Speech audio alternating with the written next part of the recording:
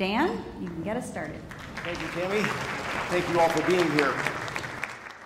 Before we get started, I want to just check something here very quickly.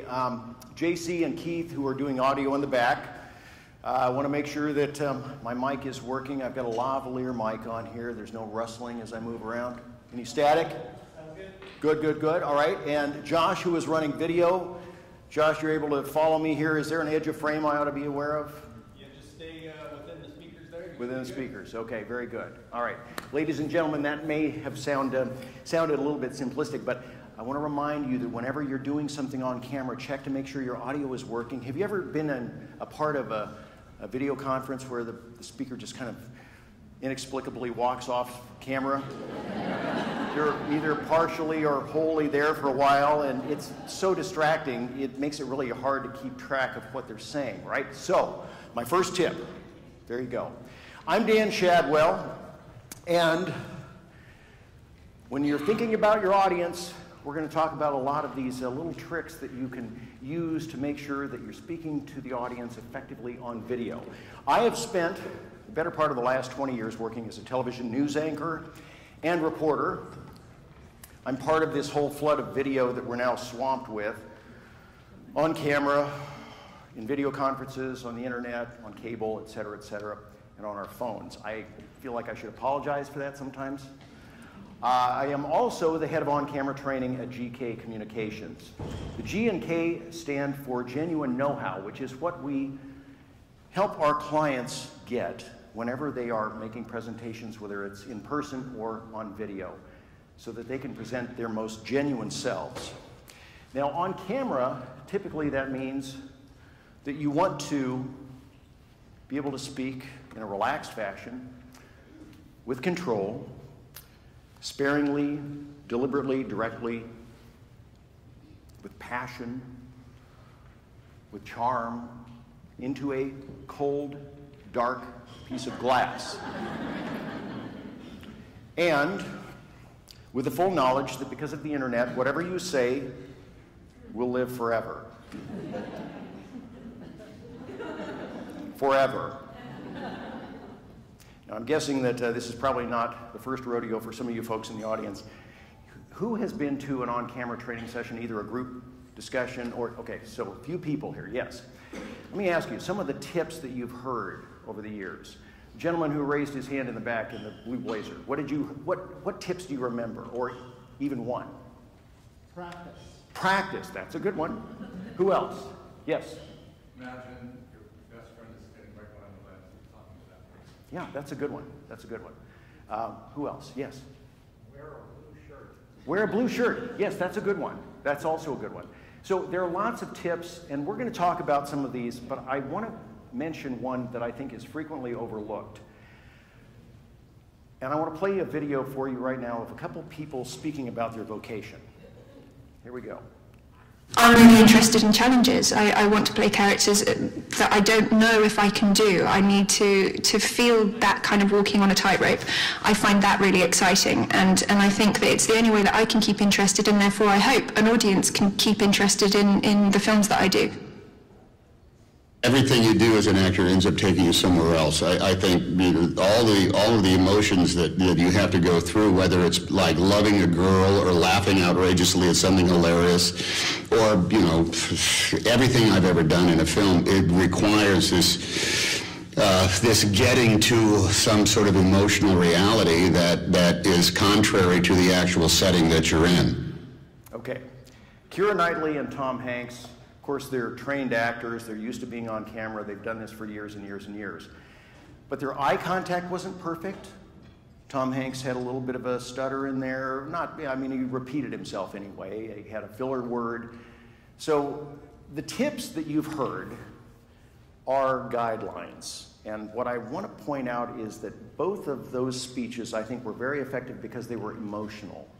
Both of them were speaking with passion about what they were discussing, which is acting, their love of acting. Now, does that mean that when you're doing a video, you need to love the subject matter?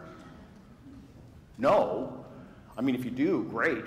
That's going to be awesome because it's going to make everything a lot easier. But what I am saying is that if you can find a hook, an emotional hook in the content, ideally a few of them, you can sort of sprinkle mileposts throughout that presentation that will help you come across more fully as you, and it'll also help the audience listen more effectively, and they'll remember more of what you have to say. So passion helps. Let's talk about when you start working on the content a little bit. One of the first things that I think we forget is that if you're giving a video presentation, you're going to be talking, right?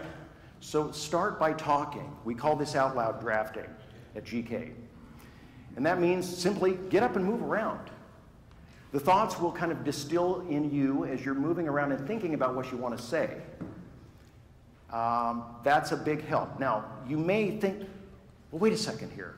I don't have full control over this copy. Somebody in HR is giving me this, or it may come from a different department.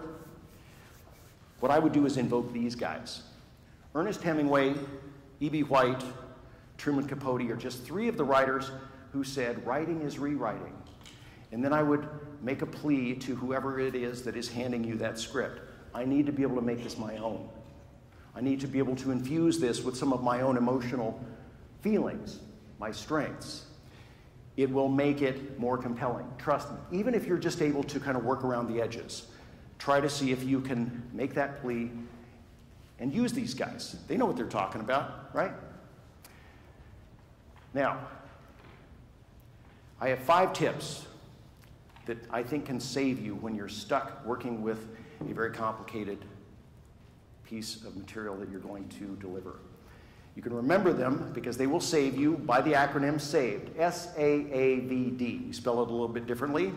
First one is story. Story involves a character, an event, and a change. But you can also approach it from a sort of traditional story arc with exposition, rising action, climax, falling action, resolution. Why is that important?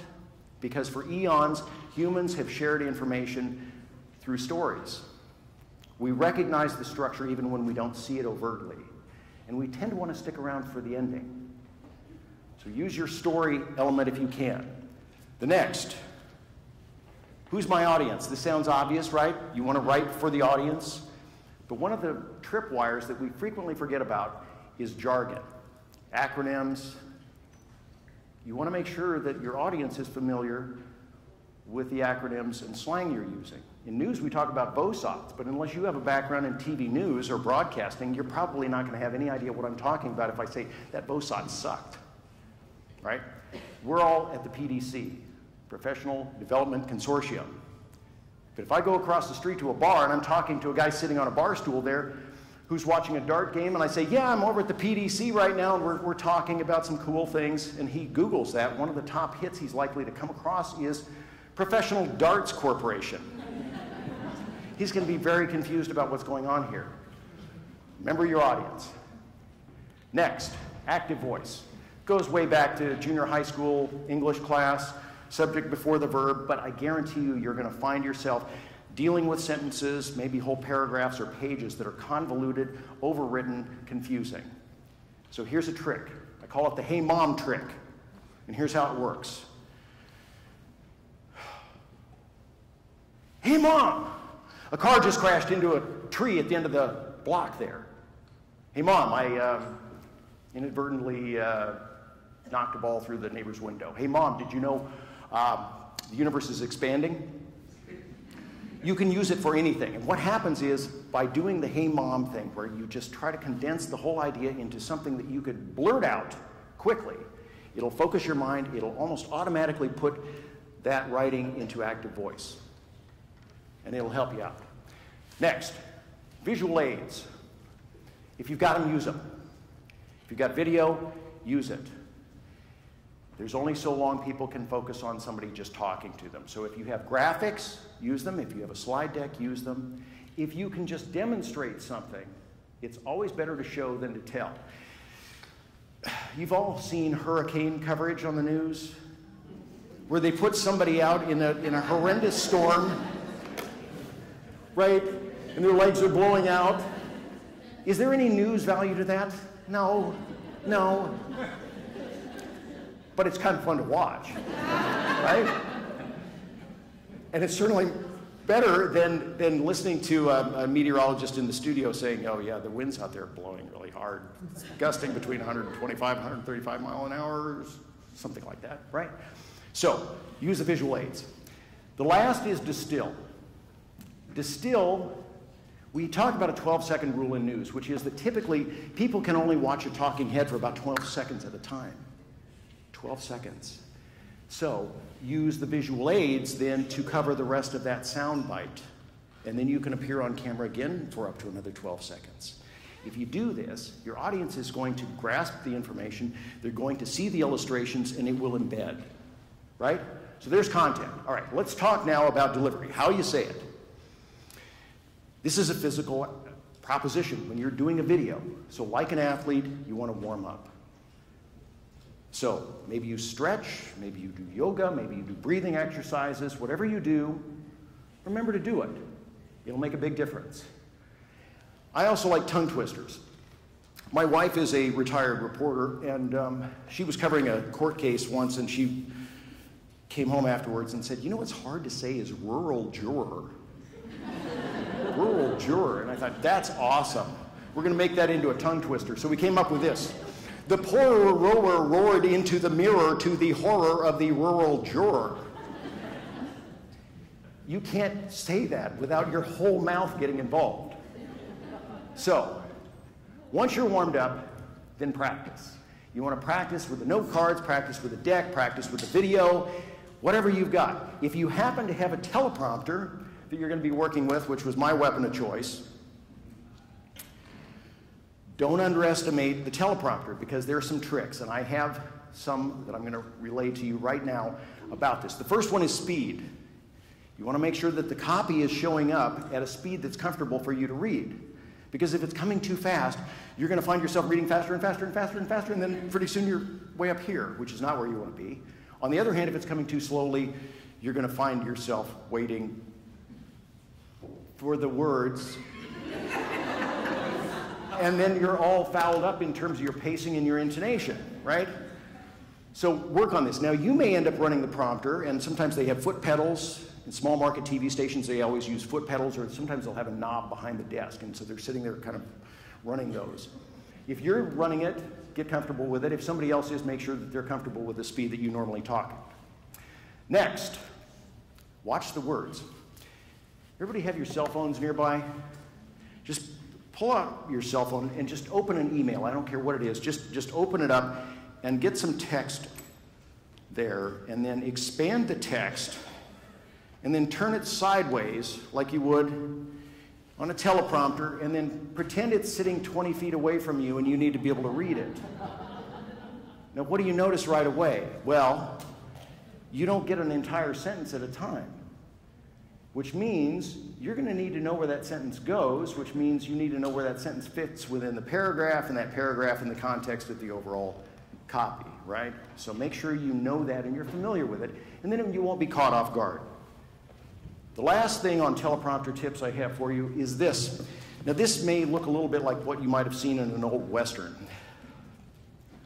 Don't shoot until you see the whites of their eyes. Here, don't shoot if you see the whites of your eyes. And what I mean by that is, if you're on teleprompter and you're a newbie, chances are you're going to be holding really still so that you can read the words going back and forth across the screen. Well, the audience is going to see that too, and they're going to see you reading. Easy fix. Your camera is likely going to be locked down. It's going to be sitting on sticks like it is in the back room here that Josh is running for me. Very good chance, then, that you can move your head around a little bit as you would normally. As you're talking, you normally move your head. It's going to give you the opportunity to emphasize things. You know, maybe shake your head a little bit at some things that don't seem sensical. Use that. It'll also help your breathing, by the way, and you'll move more naturally, and the audience won't see your eyes going back and forth so much. And if you position the camera far enough away, it's also harder to tell that your eyes are going back and forth. Now, there are also teleprompter apps online that you can get for free. Download them and then just practice. All right, I'm going to wrap up very quickly here. By the way, once you're good at this, You're going to be able to get an anchor position at almost any small market station anywhere in the country that will guarantee to pay you at least $12,000. Yeah, I'm not kidding about that. I have some more tips on these handouts at your tables. Check the boxes next to those if you have any that are of particular interest to you. Jot down your email address. We'll collect the handouts, and then we'll send you some tools. When you get those tools, just practice. Practice with a specialist like me. Practice with a colleague. Practice with a friend. But practice. The last thing I want to say is video is not going away. If anything, it's becoming more ubiquitous. It's a very powerful tool to get your message out, but it only works if you use it well. Thank you.